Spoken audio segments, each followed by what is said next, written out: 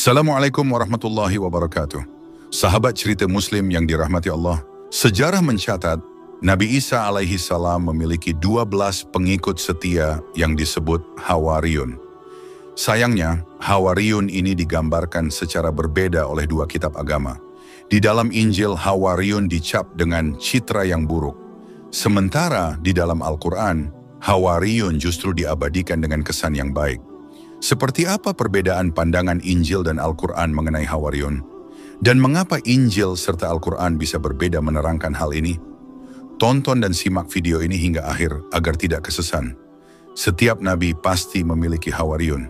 Seperti itulah yang pernah dikatakan Rasulullah SAW dalam sebuah sabdanya. Dari Ibnu Mas'ud radhiyallahu anhu, Rasulullah SAW bersabda, "Tak ada seorang nabi pun yang Allah utus untuk satu umrah, kecuali yang memiliki para pengikut setia dan sahabat-sahabat yang mengamalkan sunnahnya dan mengikuti perintahnya." Hadis riwayat Muslim.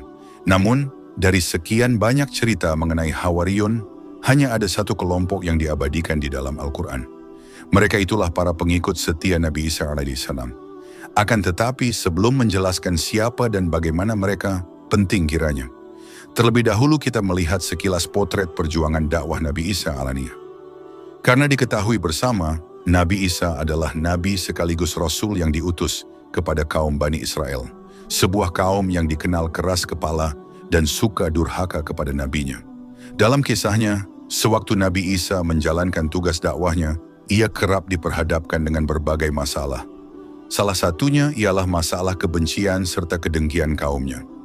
Kaum Bani Israel, utamanya dari kalangan Yahudi, tak menerima jika Nabi Isa diakini sebagai utusan Tuhan.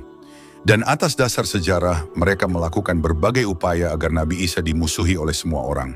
Mereka bahkan melakukan penghasutan kepada Raja Damaskus kala itu, yang berujung pada keluarnya perintah penangkapan serta pembunuhan. Dan benar saja, tak lama setelah keluarnya perintah tersebut, Nabi Isa nyaris terbunuh di tangan utusan kerajaan yang didampingi orang-orang Yahudi. Untung saja Allah bergandak lain. Salah seorang dari pengikut setia Nabi Isa bersedia menggantikan posisi dirinya untuk ditangkap. Allah lalu menyerupakan wajah pengikut setia tersebut dengan wajah sang Nabi. Sementara Nabi Isa sendiri diangkat ke langit untuk diselamatkan. Alhasil pengikut setia yang diserupakan wajahnya dengan Nabi Isa itu pun akhirnya ditangkap, dibunuh lalu disalib. Adapun orang-orang Yahudi mengira jika yang ditangkap dan dibunuh itu benar-benar adalah Nabi Isa. Cerita ini diterangkan oleh Allah Subhanahu wa Ta'ala melalui firman-Nya, dan kami hukum juga karena ucapan mereka. Sesungguhnya kami telah membunuh Al-Masih, Isa putra Maryam, Rasulullah. Padahal mereka tidak membunuhnya dan tidak pula menyalibnya. Tetap yang mereka bunuh adalah orang yang diserupakan dengan Isa. Sesungguhnya mereka yang berselisih pendapat tentang pembunuhan Isa selalu dalam keraguan-raguan tentang yang dibunuh itu. Mereka benar-benar tidak tahu siapa sebenarnya yang dibunuh itu, melainkan mengikuti persangkaan belaka. Jadi mereka tidak yakin telah membunuhnya. Al-Quran Surah An-Nisa ayat 157. Kisah upaya pembunuhan Nabi Isa dan pengorbanan diri pengikut setiahnya sebenarnya sudah begitu melegenda dalam sejarah. Hanya saja umat Nasrani memiliki versi yang berbeda terkait hal ini. Menurut klaim mereka yang berdasarkan pada keterangan Alkitab, Nabi Isa lah yang dibunuh lalu disalib, bukan pengikut setia atau orang pengganti, mana yang disebutkan Al-Quran maupun keterangan riwayat. Tak hanya itu, Alkitab juga mengklaim bahwa para pengikut Nabi Isa yang 12 orang ini bukanlah pengikut setia, melainkan murid-murid yang berstatus pengkhianat dan pengecut. Yang disebut pengkhianat adalah Yudas, sedangkan pengecut adalah Simon dan Petrus, beserta murid-murid lainnya. Hal ini sebagaimana tercantum dalam kitab Matius. Yesus memanggil 12 muridnya dan memberi kuasa kepada mereka untuk mengusir roh-roh jahat dan untuk menyelamatkan mereka. Untuk menyelamatkan segala penyakit dan segala kelemahan. Inilah nama ke-12 Rasul itu.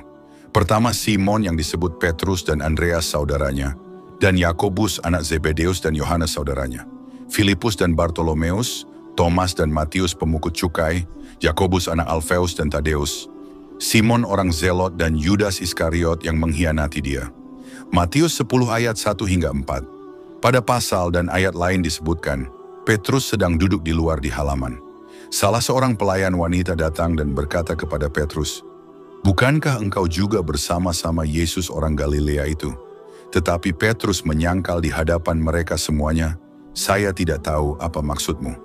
Jawab Petrus, lalu ia pergi ke pintu halaman.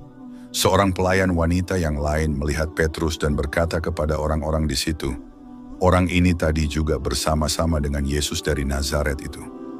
Lalu Petrus menyangkal lagi dan bersumpah, "Sungguh-sungguh saya tak kenal orang itu." Kata Petrus, tidak lama sesudah itu, orang-orang yang berdiri di situ datang kepada Petrus dan berkata, "Pasti engkau salah seorang dari mereka." Itu kentara sekali dari logiknya. Lalu Petrus mulai menyumpah-nyumpah dan berkata, "Saya tidak kenal orang itu." Saat itu juga ayam berkokok, dan Petrus teringat bahwa Yesus sudah berkata kepadanya, "Sebelum ayam berkokok, engkau 3 kali mengingkari aku." Lalu Petrus keluar dan menangis dengan sedih. Matius 26, 69-35. Dalam kitab Markus juga dinyatakan, maka mereka memegang Yesus dan menangkapnya. Salah seorang dari mereka yang ada di situ menghunus pedangnya, lalu meletakkannya kepada hamba imam besar, sehingga putus telinganya. Kata Yesus kepada mereka, "Sangkamu aku ini penyamun? Maka kamu datang lengkap dengan pedang dan pentung untuk menangkap aku? Padahal tiap-tiap hari aku ada di tengah-tengah kamu, mengajar di bait Allah, dan kamu tidak menangkap aku. Tapi haruslah digenapi yang tertulis dalam kitab suci." Lalu semua murid itu meninggalkan dia dan melarikan diri. Ada seorang muda yang pada waktu itu hanya memakai selai kain lenan untuk menangkapnya. Menutup badannya, mengikuti dia. Mereka hendak menangkapnya, tetapi ia melepaskan kainnya dan lari dengan telanjang. Markus 14 ayat 46 hingga 52.